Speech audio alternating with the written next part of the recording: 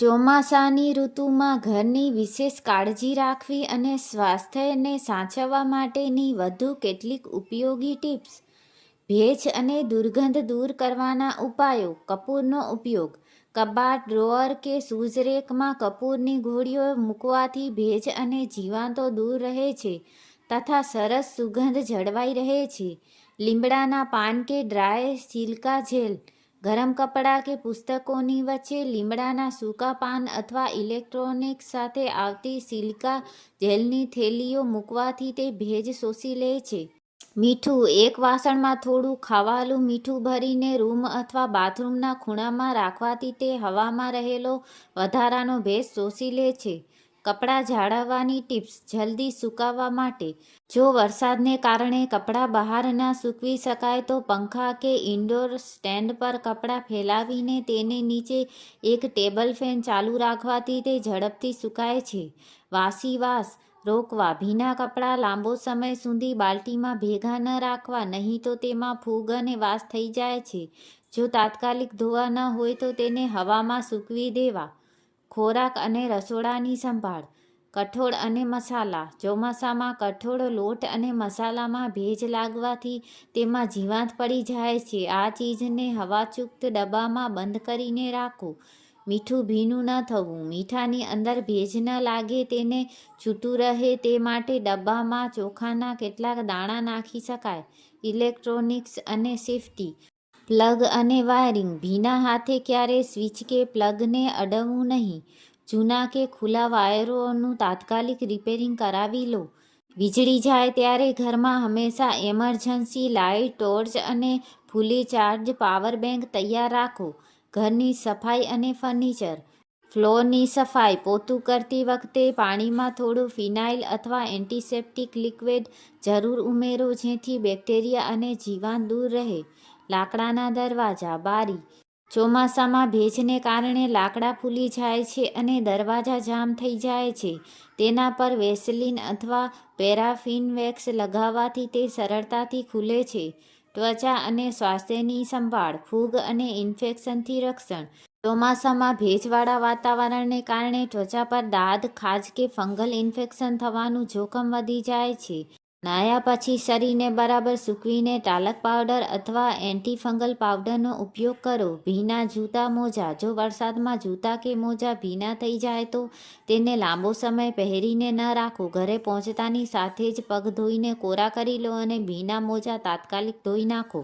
પાણી ઉકાળીને પીવું. ચોમાસામાં પાણી શુદ્ધ ન મળવાથી ટાઇફોઇડ કે પેટના રોગો થવાની શક્યતા રહે છે. તેથી હંમેશા ઉકાળેલું કે ફિલ્ટર કરેલું પાણી જ પીવો. રસોડાની વધારાની ટિપ્સ.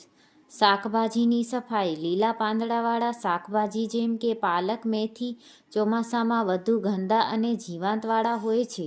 તેને ઉપયોગમાં લેતા પહેલા હૂંફાળા પાણીમાં થોડું મીઠું નાખીને બરાબર ધોઈ લો. બ્રેડ અને બેકરી આઇટમ્સ. બ્રેડ કે બેકરીની ચીજોમાં ચોમાસામાં જલ્દી ફૂગ બૂગ વળી જાય છે, તેથી તેને ફ્રીજમાં રાખવી વધુ સલામત છે. ઘરની સુરક્ષા અને જંતુ નિયંત્રણ. જંતુઓ અને મચ્છરોથી બચવા. ભેજને કારણે ઘરમાં મચ્છર, માખી અને કીડીઓનો ઉપદ્રવ વધી જાય છે. સાંજના સમયે લીમડાના ધૂપ કે કપૂરનો ધુમાડો કરવાથી મચ્છરો ભાગી જાય છે. છોડની કાળજી. જો તમે ઘરની અંદર કે બાલ્કનીમાં છોડ ઉગાડ્યા હોય તો વધારે વરસાદના પાણીથી કુંડામાં પાણી ભરાઈ ન જાય તેનું ધ્યાન રાખો, કારણ કે તેનાથી છોડના મૂળ સડી શકે છે.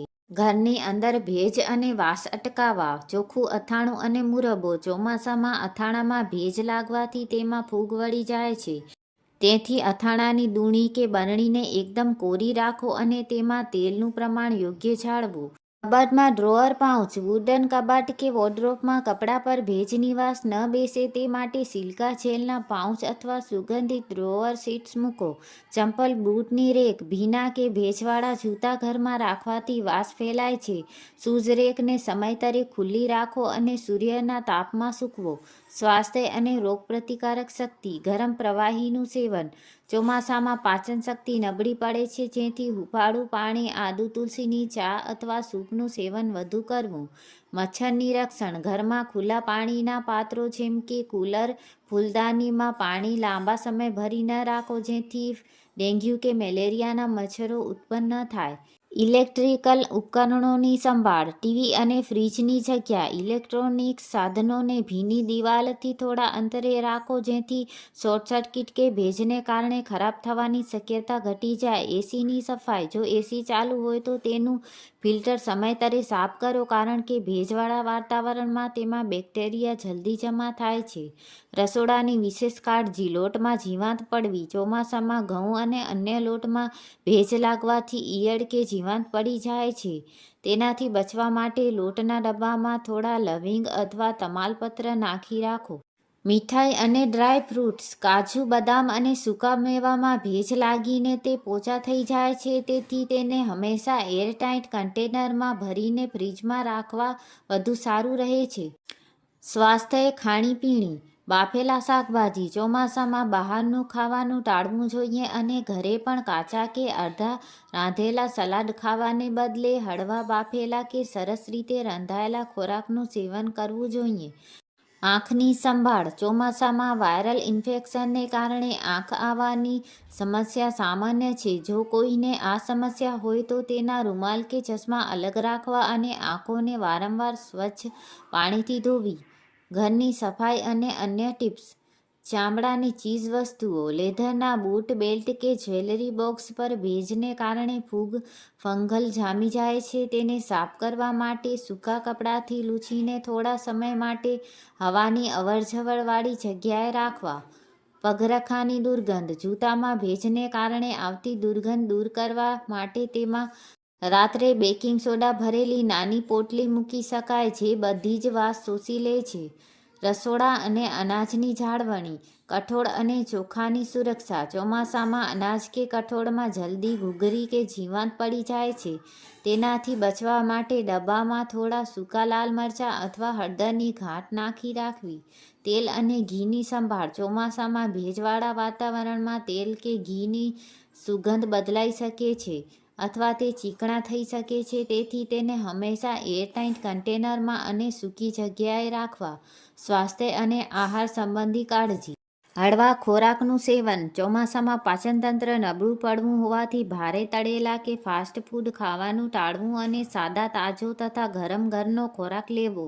હર્બલ ટી અને ઉકાળો. રોગપ્રતિકારક શક્તિ વધારવા માટે ફુદીનો, તુલસી, આદુ અને મરી નાખીને બનાવેલી હર્બલ ચા કે ઉકાળાનું નિયમિત સેવન કરવું. ઘરની વધારાની સફાઈ. ભીના રસોડાનો ઓટો. રસોડાના પ્લેટફોર્મને હંમેશા કોરું રાખવું કારણ કે ભેજવાળા ઓટા પર બેક્ટેરિયા અને ફૂગ ઝડપથી ફેલાય છે. કામ પૂરું થયા પછી તેને એન્ટિસેપ્ટિક લિક્વિડથી સાફ કરવું. ઘાસરી અને સાવરણીની સંભાળ. ચોમાસામાં ઘર સાફ કરવાની સાવરણી ભીની થઈ જાય તો તેમાં બેક્ટેરિયા પેદા થાય છે. સાવરણીને હંમેશા સૂકી જગ્યાએ ટંગાવીને રાખવી જેથી તે ભેજથી સુરક્ષિત રહે.